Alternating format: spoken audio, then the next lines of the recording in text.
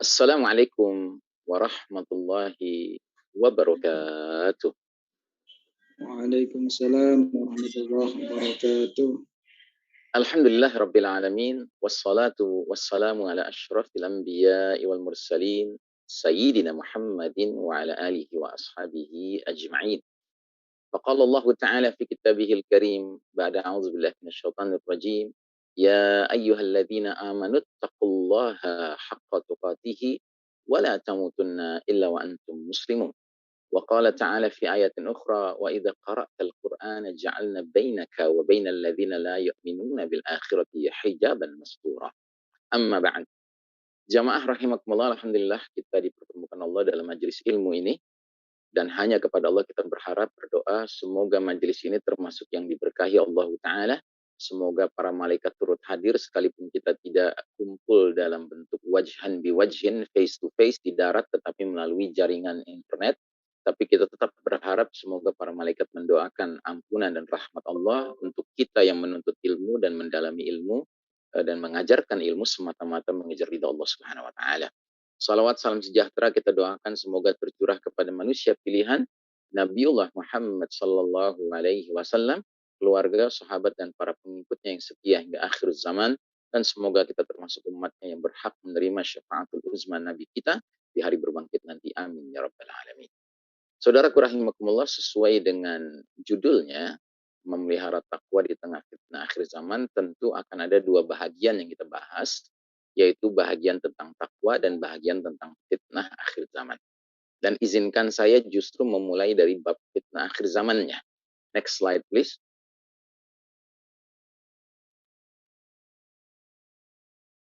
Mohon slide-nya dibuka berikutnya, halaman berikutnya. Ya, umat Islam dewasa ini sedang menjalani babak paling kelam di dalam perjalanan sejarahnya. We are living in the darkest chapter of the Islamic history. Ya. Mengapa? Karena inilah babak di mana Allah Ta'ala menguji umat Islam dengan kekalahan. Kita ini bukan umat yang sedang menang saat ini. Kita ini umat yang sedang kalah. Sementara kaum kafir, baik Yahudi maupun Nasrani, itu diizinkan Allah memimpin dunia hari ini. Ya. Dan kalau saya katakan diizinkan Allah, itu tidak bermakna diridhoi Allah. Ya. Semua yang terjadi di dunia ini hanya bisa terjadi atas izin Allah. Tapi tidak semua yang terjadi pasti Allah ridhoi. Ya. Allah berikan kepada siapa saja di muka bumi ini sesuai dengan kehendak Allah yang maha kuasa, maha berkehendak. Namun kepemimpinan yang Allah ridhoi hanya satu, yaitu kepemimpinan yang memenuhi dua kriteria. Kriteria pertama, yang memimpin adalah orang beriman. Kriteria kedua, orang beriman yang jadi pemimpin itu menjunjung tinggi aturan dan hukum Allah Subhanahu wa taala. Next slide please.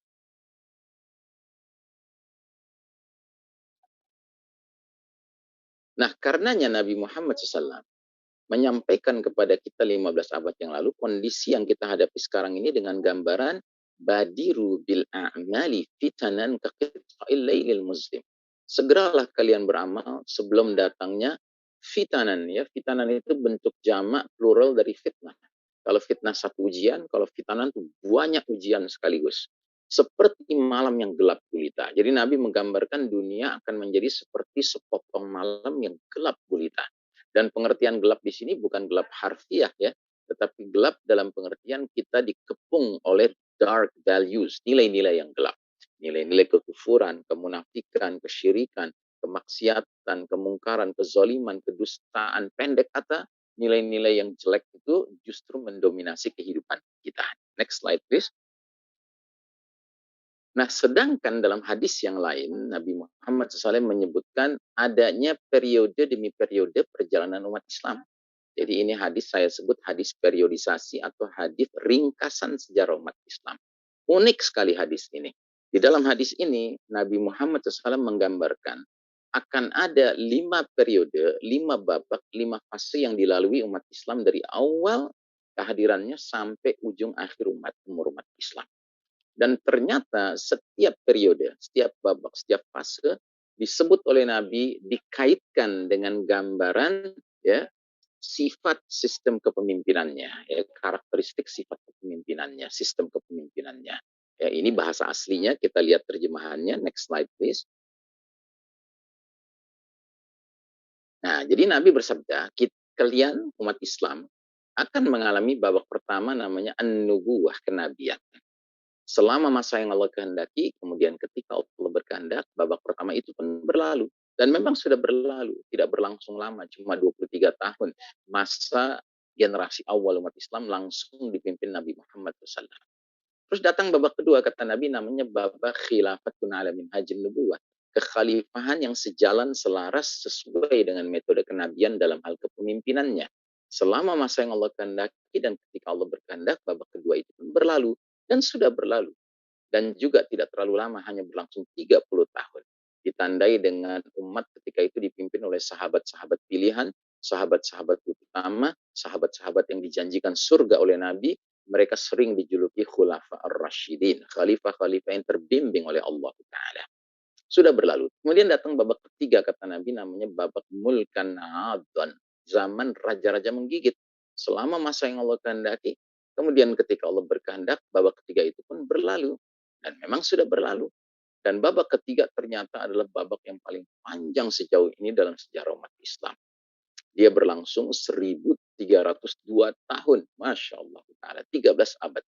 Ditandai dengan umat Islam memiliki pemimpin tertingginya, julukannya tetap khalifah seperti di babak kedua, yang berarti sistemnya tetap khilafah, yang berarti Quran dan Sunnah dijadikan sumber nilai, sumber norma, dan sumber hukum. Tapi sayang, pola suksesinya meniru cara-cara kerajaan. Sehingga selama 1302 tahun sejarah mencatat umat Islam memiliki kerajaan-kerajaan yang silih berganti. Tapi dari sekian banyak kerajaan itu ada 3 yang menonjol, yaitu kerajaan keluarga besar Umayyah, kerajaan keluarga besar Abbasiyah, dan Kesultanan Utsmani Turki yang berakhir tahun 1342 Hijriah. Persis 100 tahun yang lalu, ya, dia berakhir. Nah, setelah itu datanglah babak keempat, dan kita berada di sini, saudaraku. Babak keempat disebut oleh Nabi dengan sebutan mulkan jabriyatan. Babak para penguasa yang memaksakan kehendak mereka, mengabaikan kehendak Allah dan Rasulnya. Berlangsung selama masa yang Allah kehendaki, kemudian ketika Allah berkehendak, babak keempat itu pun berlalu. Namun dia belum berlalu. Ya, saya termasuk orang yang husnuzon billah, sangka baik kepada Allah. Mudah-mudahan expire date-nya nggak lama lagi, ya, dia akan berlalu. Dan alhamdulillah Nabi Muhammad SAW kemudian mengatakan, sekalipun babak keempat ini babak yang paling kelam dalam sejarah umat Islam, karena yang memimpin dunia sudah bukan umat Islam lagi, tapi kaum kufar, ya, dalam hal ini Yahudi Nasrani, ya, namun dia akan ada akhirnya juga. Untuk kemudian datanglah babak terakhir, babak kelima, namanya sama dengan nama babak kedua, khilafatun ala minhajin nubuwah, kekhalifahan yang sejalan, selaras, ya, sesuai dengan metode kenabian dalam hal kepemimpinannya, ya. Dan dia ketika sudah selesai, maka kata Nabi, maka dalam hadis itu disebutkan kemudian Nabi diam, ya. Nabi diam mengisyaratkan sampai disitulah umur umat Islam. Nah, sementara slide berikutnya ini menggambarkan, ya, skema tadi, skema 5 fase, 5 babak, 5 periode tadi. Dan kalau kita perhatikan dalam skema ini, ada garis putih putus-putus naik turun. Itu mencerminkan ups and downs kondisi umat ini. Ya, kalau berada di atas garis merah, ya, berarti umat Islam sedang berjaya. Kalau berada di bawah garis merah, umat Islam sedang terpuruk, sedang kalah, ya. Nah, misalnya kita lihat fase keempat di mana kita sekarang kita berada di bawah garis merah. Tapi jangan salah, bukan hanya kita yang pernah mengalami atau sedang mengalami ini, tapi juga pernah dahulu kala di fase pertama, bahkan ketika Nabi yang memimpin generasi awal umat Islam berada di bawah garis merah, yaitu separuh jalan, bahkan lebih dari separuh. 13 tahun di Mekah sebelum hijrah, itu kondisinya di bawah garis merah. Sedangkan 10 tahun setelah hijrah ke Madinah, kondisinya makin menguat, ya, sehingga berjaya. Ya.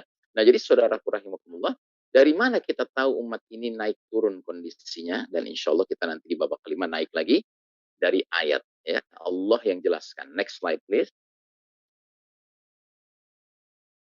Dalam surat Ali Imran 140 Allah menjelaskan adanya sebuah sunnatullah, hukum Allah yang disebut dengan sunnatut tadawul, sunnah pergiliran.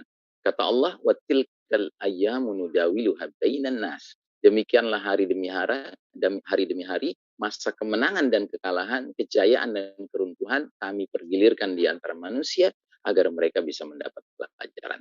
Jadi kita sepatutnya sadar sebagai kaum beriman, sekalipun kita ingin selalu dirahmati Allah, sekalipun kita ingin selalu menang di dunia ini, tapi sesungguhnya dunia ini bukan tempat untuk menang terus-menerus. Semuanya silih berganti di dunia ini. Kadang seseorang itu sehat, kadang dia sakit. Kadang dia beruntung, kadang dia rugi. Kadang dia menang, kadang dia kalah. Begitu juga umat. Ya, next slide please.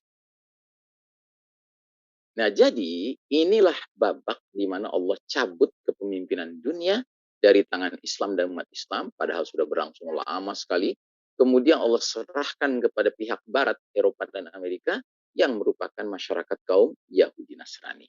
Sedangkan masyarakat kaum Yahudi Nasrani ini memiliki karakter seperti bangsa Rom, Romawi, yang berideologi satu, materialisme, dan dua, cinta dunia. Hubbud dunia, melupakan alam akhirat. Next slide, please. Dan kondisi yang kita alami sekarang ini sudah pernah disampaikan oleh Nabi bakal terjadi. Jadi ini termasuk alamatus sa'ah, tanda-tanda sudah dekatnya kiamat.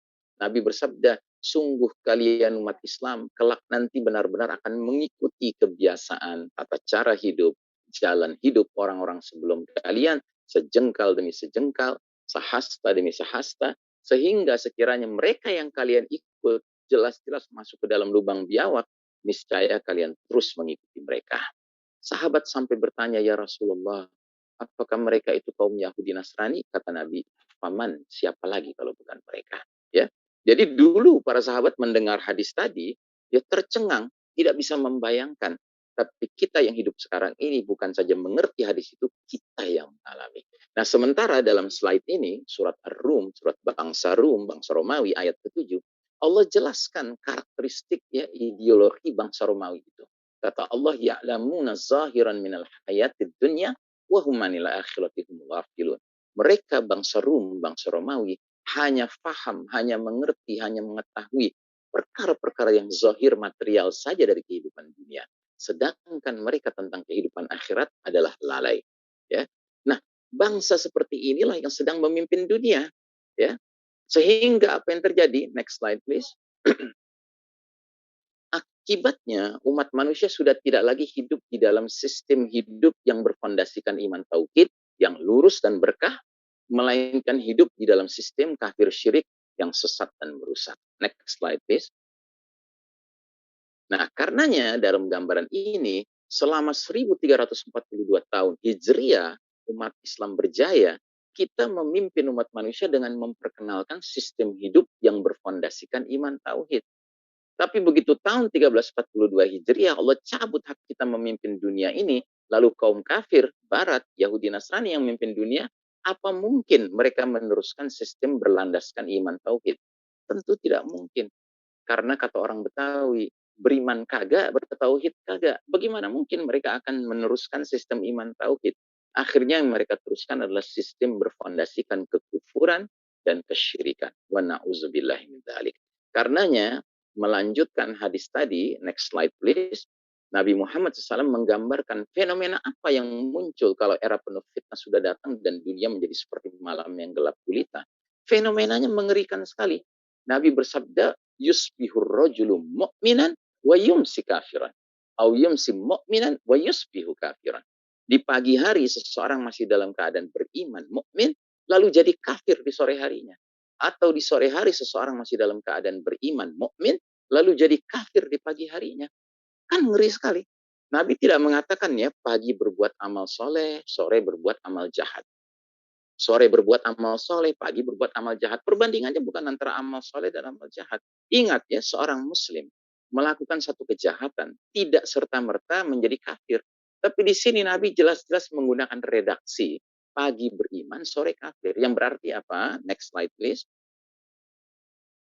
Berarti sedemikian masif dan destruktifnya badai fitnah yang melanda, sehingga ancaman bagi umat Islam bukan terjerumus hanya ke dalam dosa-dosa kecil, bukan terjerumus hanya ke dalam dosa-dosa besar, dan dosa besar bukan hanya ya, melainkan dia terjerumus dalam dosa nawaqidul iman, pembatal keimanan.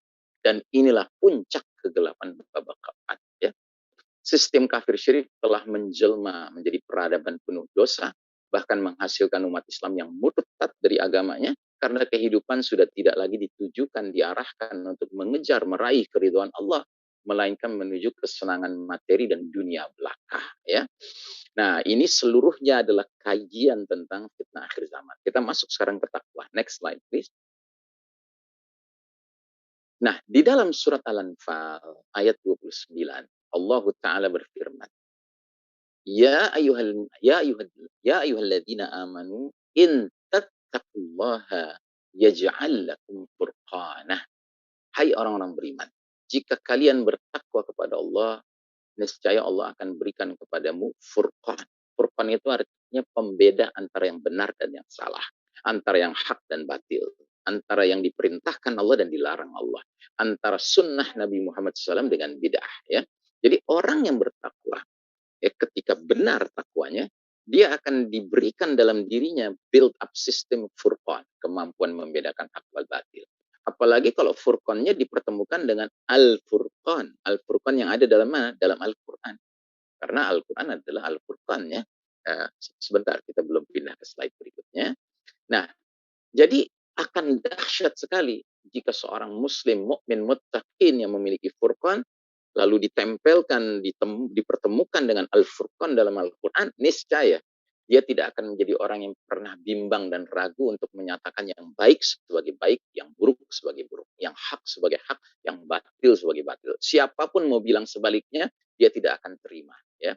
Dia tidak akan misalnya karena ramenya orang bilang yang batil itu hak, benar gitu, ya ikut-ikutan mengatakan hak. Tidak, dia tidak mau. Gitu. Nah, karenanya kita harus sadar bahwa ajaran Islam ini sudah sempurna. Ya, next slide please. Sedemikian sempurna ajaran Islam sampai Allah menurunkan garansi. Apa itu garansinya? Al-yawma ya'isal ladina kafaru min dinikum fala takhshawhum wakhshaw. Pada hari ini orang-orang kafir telah putus asa mengalahkan agamamu Islam. Ya. Sebab itu janganlah kamu takut kepada mereka, tapi takutlah kepada. Jadi istilahnya Islam ini merupakan the unbeatable religion, agama yang nggak bisa dikalahkan. Ya, ini agama yang selalu berada di posisi menang, begitu ya. Tapi ingat ya sebagai agama, ya, karenanya jangan kemudian mengartikan ayat ini bahwasanya Allah menjamin orang kafir berputus asa mengalahkan kaum muslimin. Tidak, orang kafir tidak pernah putus asa mengalahkan kaum muslimin. Tapi kalau mengalahkan Islamnya itu mereka putus asa. Kenapa? Karena Islam itu sudah sempurna. Lihat lanjutan ayat ini. Kata Allah Ta'ala, Al-yawma akmaltu lakum dinakum wa atmamtu alaikum ni'mati wa raditu lakum al-Islam ad-dinah. Pada hari ini telah kusempurnakan agamamu untukmu, telah aku cukupkan nikmatku bagimu, dan telah aku ridhoi, legalisir, aku resmikan Islam sebagai jalan hidup bagimu. Jadi Allah Ta'ala telah memberikan Islam lewat Nabi Muhammad SAW kepada kita secara sempurna. Nggak ada cacat celaknya lagi, nggak ada kekurangannya lagi. Tapi umat Islam itu kumpulan manusia. Kadang-kadang ada muslim yang kuat imannya, kadang-kadang ada muslim yang lemah imannya, ada muslim mukmin, mujahid, muttaqin, ya kan? Tapi ada muslim yang maaf, akrabnya sama orang kafir, jadi munafik dia, na'udzubillah. Nah, karenanya nggak ada jaminan bahwasanya orang kafir putus asa mengalahkan umat Islam. Ya, karenanya kita diperintahkan oleh Allah berpeganglah kepada Islam ini jangan setengah-setengah. Ya, next slide please.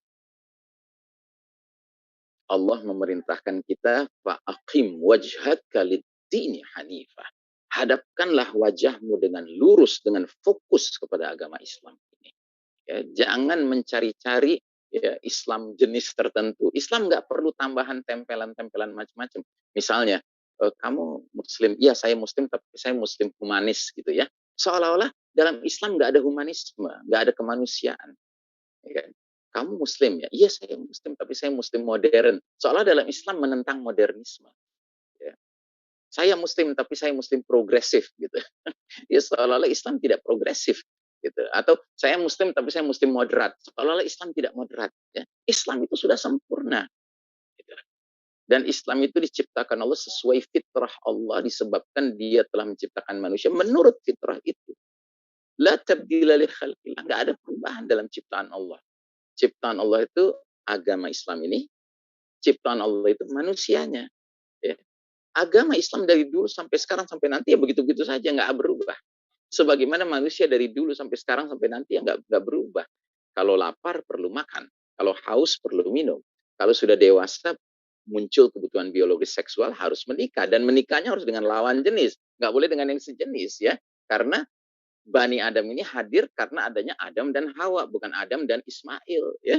Bani Adam ini hadir karena adanya Adam dan Hawa, bukan Eva dan Hawa ya, tapi dari laki-laki dengan perempuan. Ya, jadi fitrah ini agama fitrah, agama yang sesuai dengan penciptaan manusia. Islamnya sempurna, manusianya juga sempurna ciptaan Allah. Begitu. Nah, tapi manusia hanya bisa menjadi baik kalau dia dipertemukan dengan agama yang sempurna ini. Ya. Nah, karenanya ada sebuah hadis. Yang hadis ini tampaknya benar-benar perlu kita kunyah-kunyah baik-baik. Kenapa? Karena dalam hadis ini Nabi menggambarkan, sekalipun Islam sudah sempurna, tapi karena yang menganutnya adalah kumpulan manusia, bisa saja Islam itu pelan tapi pasti mengalami pemudaran. Ya. Next slide, please. Jadi Nabi bersabda, latun qadanna ural islami urwatan urwatan. Sungguh tali ikatan Islam akan terurai simpul demi simpul. Ya, jadi Nabi mengumpamakan Islam itu kayak tali yang sudah digulung, sudah kuat ya, ketika bangunannya sudah berdiri seluruhnya. Tapi begitu bangunannya runtuh, ya kan, ibaratnya tali ini juga akan lepas, dan lepasnya nggak sekaligus, tapi simpul demi simpul. Setiap kali satu simpul terurai, manusia bergelayutan pada simpul berikutnya.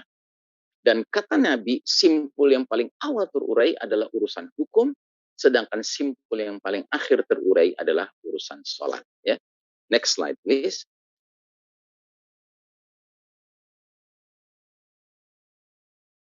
Slide berikutnya. Semenjak runtuhnya sistem iman tauhid 100 tahun yang lalu persis, maka kondisi umat Islam semakin melemah. Karena rumah besar tempat berlindung dan bernaungnya sudah runtuh. Komitmen, kesetiaan terhadap agama Allah Islam semakin luntur. Akhirnya bukan saja hukum Islam sebagai simpul awal sudah ditinggalkan dan ditanggalkan ya.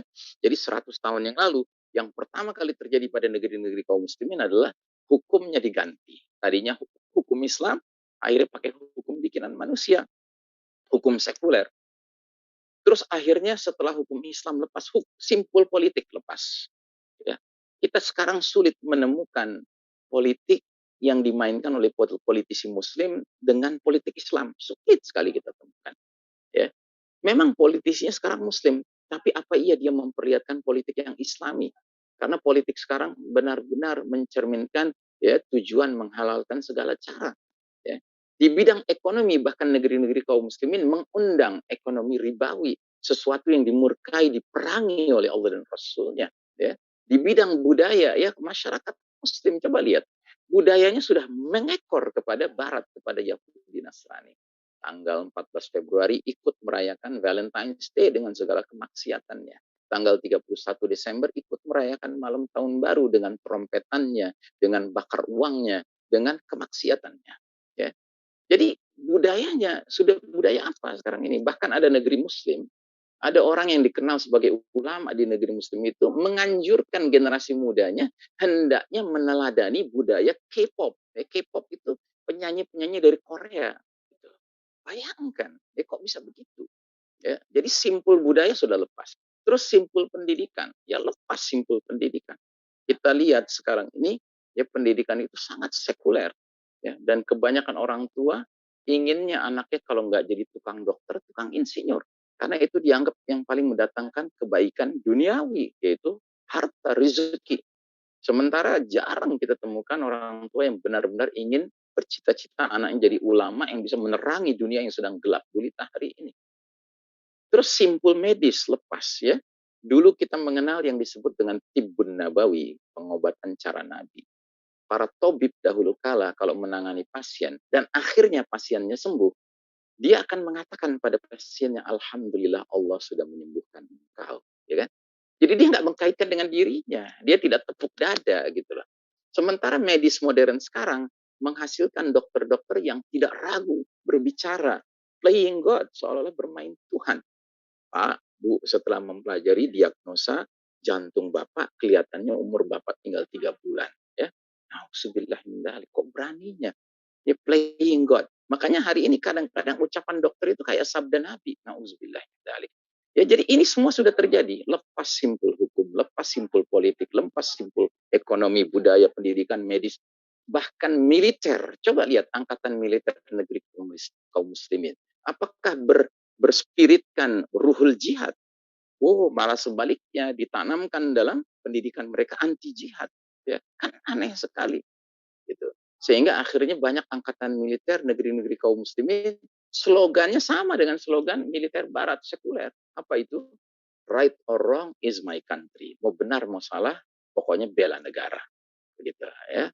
Padahal kita mengenal dalam Islam cita-cita pejuang-pejuang Islam mujahidin itu apa? Ya, ish kariman au mut syahidan ihdal husnain, satu dari dua kebaikan. Ya, mati syahid atau mendapatkan kemuliaan di muka bumi karena dinaungi oleh syariat Islam. Masya Allah Ta'ala. Nah, ini semua sudah terjadi. Dan saat ini tanpa kita pernah menyangka, justru kita harus menyaksikan simpul terakhir terurai. Simpul apa itu? Simpul sholat. Ya. Karenanya saya ingin mengingatkan kita semua, mari kita kembali kepada arahan Nabi tentang sholat. Next slide please. Nabi Muhammad SAW jelas tegas menyatakan dalam hadis tentang sholat, Sallu kama ra'aitumuni usalli. Sholatlah kalian sebagaimana kalian melihat aku sholat.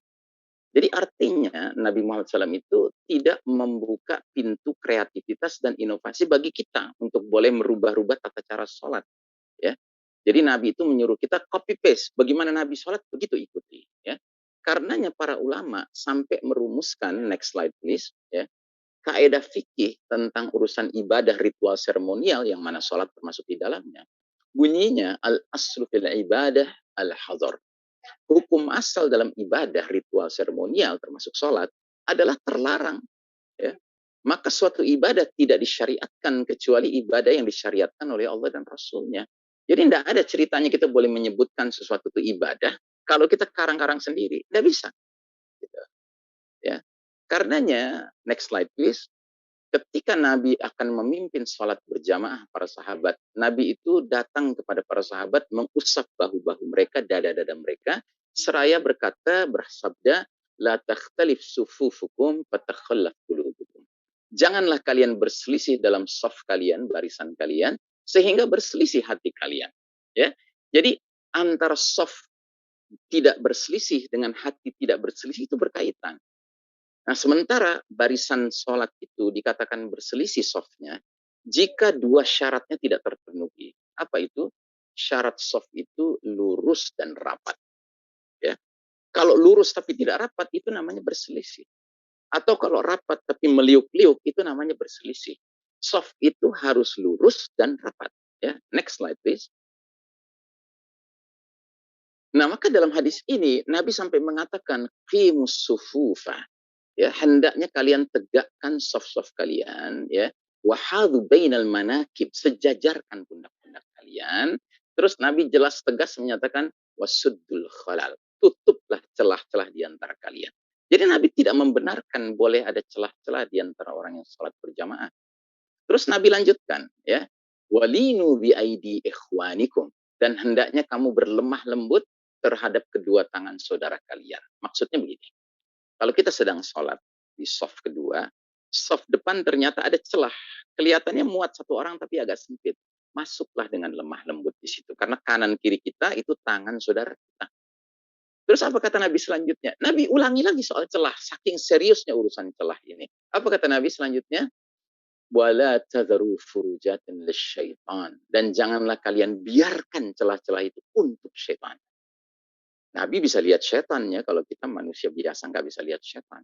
Jadi kata Nabi, kalau ada orang sholat berjamaah tapi ada celah-celah di antara mereka, itu pasti setan di situ nongkrong.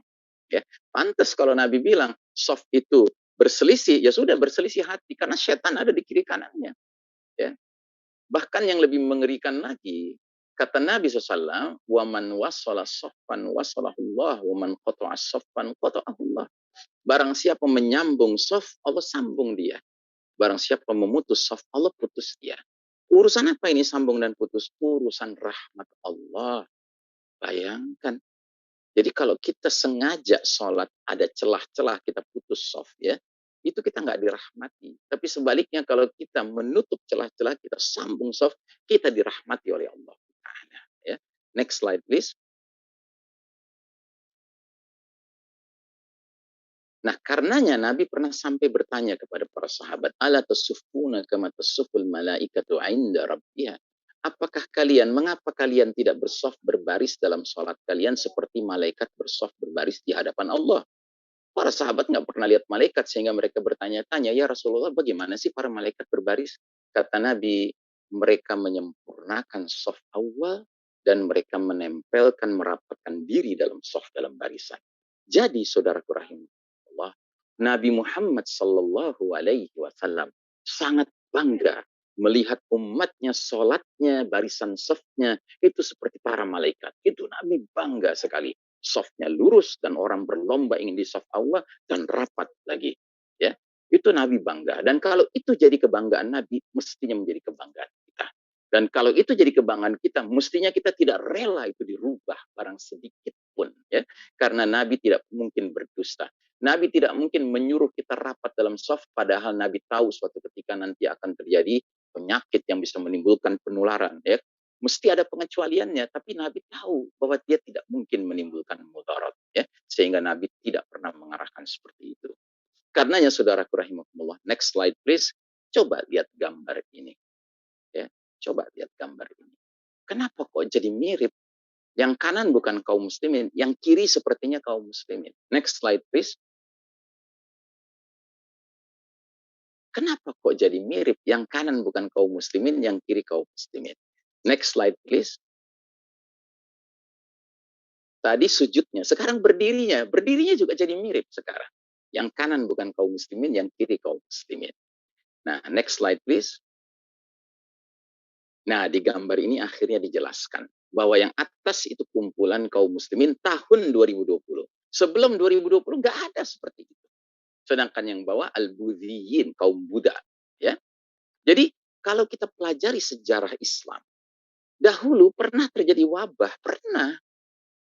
Dan dahulu wabahnya lebih mengerikan daripada wabah sekarang.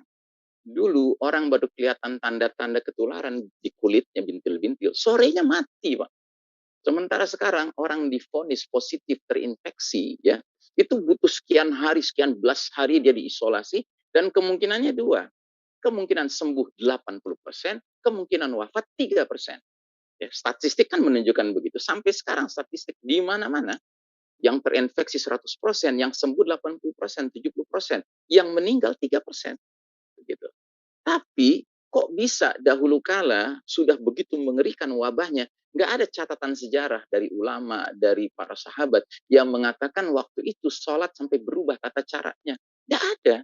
Cuman sekarang saja ketika kaum Yahudi mimpin dunia ini, ya, sholat diharuskan berubah tata caranya ketika ada wabah. Terus bagaimana catatan sejarah tentang dahulu kala waktu umat Islam kena wabah? Betul, masjid-masjid jadi sepi sholat berjamaahnya. Tapi sepi bukan karena dilarang untuk sholat berjamaah, tapi karena yang sehat tinggal sedikit. Sementara kita yang ke masjid kan yang merasa sehat diri kita. Kenapa kita harus demikian? Ya. Nah, saudaraku rahimakumullah, next slide please. Karenanya Nabi bertanya, kenapa kalian tidak bersaf seperti para malaikat bersaf? Coba lihat gambar di bawah ini. Ini kan cakep. Yang sebelah kiri safur rijal, saf kaum laki-laki, tidak ada celah bagi setan menyelinap di dalam barisan itu. Begitu juga saf kanan, saf penisa, saf kaum wanita, tidak ada celah di antara mereka sehingga setan bisa menyelinap di antara mereka. Ya, nah, next slide please. Ini hadis benar-benar harus kita kunyah-kunyah, kita hayati betul. Kata Nabi Muhammad SAW, sesungguhnya umatku akan datang di hari berbangkit nanti dengan wajah, dengan kaki, dengan tangan, bercahaya, bersinar, bekas wudhu. Ya. Jadi Nabi nanti bisa menandai umat Islam dari apa? Dari bekas wudhunya. Cahaya wajahnya, tangan, kakinya kelihatan. Aku menyambut mereka di telaga. Jadi Nabi punya telaga yang isinya air jernih dan air lezat. Semua muslim lewat situ pasti dibagi segelas-segelas. Dan siap muslim yang sudah minum dari air telaga itu nggak akan haus selama-lamanya di padang mahsyar. Ketahuilah, kata Nabi, ada beberapa orang akan dihalang-halangi mendatangi telaga itu seperti onta hilang dihalang-halangi kembali kepada pemiliknya. Aku memanggil mereka dengan kasih sayang. Halumma, halum, kemari, kemari. Gitu. Karena Nabi tahu ini umat yang pernah berwudu bahkan sholat dahulu di dunia. Tetapi akhirnya malaikat menjelaskan kenapa kok mereka dihadang. Karena sesungguhnya mereka telah mengganti ajaranmu setelahmu, ya Rasulullah, ya Muhammad, ya. Ya. Jadi mereka sudah rubah ajaran Nabi Muhammad SAW, ya.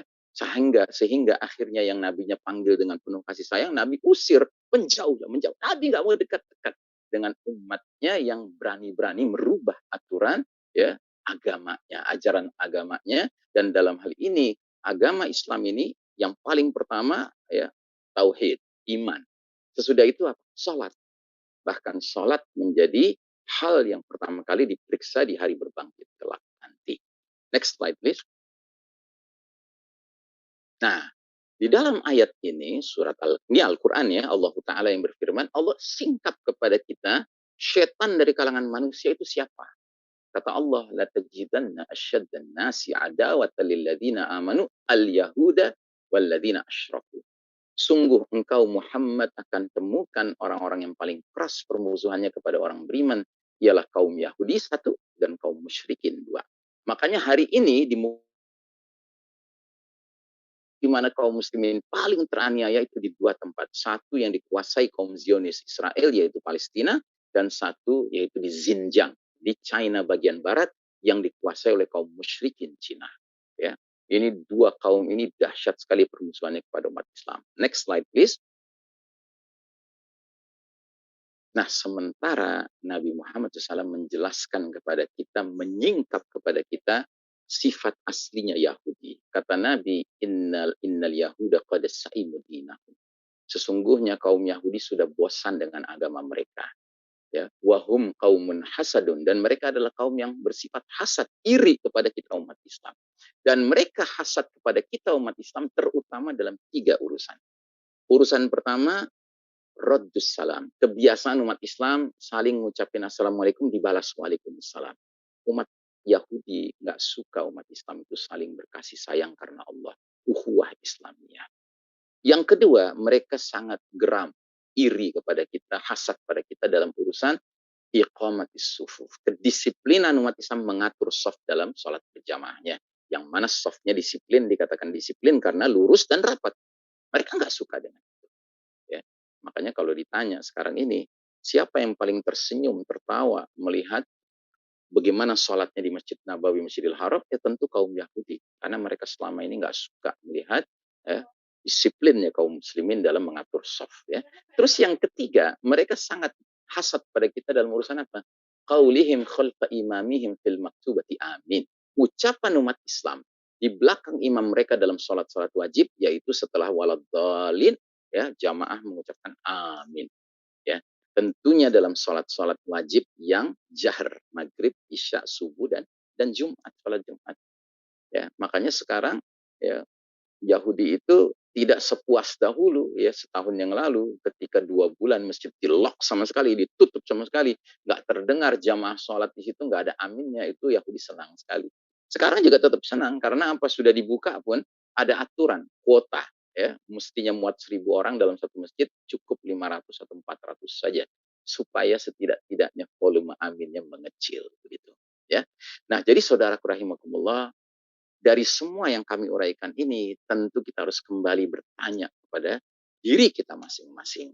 Ya, liman nusalli. Ya, untuk siapa kita beribadah, untuk siapa kita sholat. Ya, bukankah kita telah berikrar, inna sholati wa nusuki wa mahyaya wa mamati lillahi rabbil alamin. Sesungguhnya sholatku, ibadah-ibadahku lainnya, hidupku dan matiku hanyalah untuk Allah Rabbul Alamin. Bukan untuk pihak lain. Kita tidak ingin menyenangkan pihak lain kecuali Allah Subhanahu wa taala. Karena itulah tujuan hidup kita, mengejar ridha Allah Subhanahu wa taala. Demikianlah kaji kita untuk kali ini. Sebelum ditutup, mohon dibuka slide-slide berikutnya. Saya mengajak jamaah sekalian untuk mendalami ilmu akhir zaman dengan membuka wawasan mempelajari kitab-kitab yang saya rekomendasikan. Salah satunya kitab fenomenal karya Dr. Muhammad Al-Mubayyad, seorang ulama dari Palestina, dari Gaza. Beliau menulis buku yang sangat bagus, Ensiklopedia Akhir Zaman. Next slide please. Ada lagi tulisan seorang anak bangsa, saudara kita Abu Fathia dari Solo, Negeri-Negeri Akhir Zaman. Next slide please. Ada lagi buku yang menghimpun, sudah menseleksi ya, derajat hadisnya sudah dicek, 400 hadis tentang akhir zaman. Ya. Next slide please. Ada lagi buku Misteri Dajjal Akhir Zaman. Next slide please. Ada lagi buku Kami Berada di Akhir Zaman. Ya, semua buku-buku ini bisa Anda pesan lewat nomor yang tertera di situ, WhatsApp atau SMS ya. Demikian barangkali ya, saya mohon maaf jika ada hal yang dirasa kurang pas. Wassallallahu ala nabiyyina Muhammadin wa ala alihi wa sahbihi wa sallim tasliman. Walhamdulillahi rabbil alamin. Wassalamualaikum warahmatullahi wabarakatuh.